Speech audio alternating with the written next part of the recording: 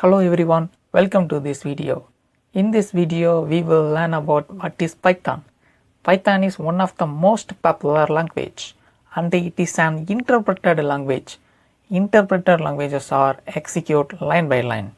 For example, open terminal, type Python 3.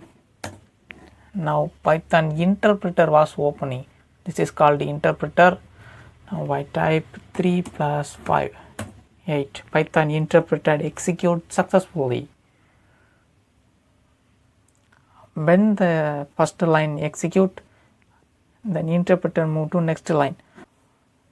If the first line execute successfully, then interpreter move to next line.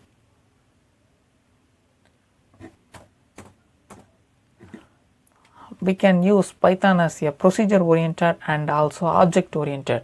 Most of the automation scripts are written in procedure oriented and softwares are written in object oriented method. Python is a high level programming language.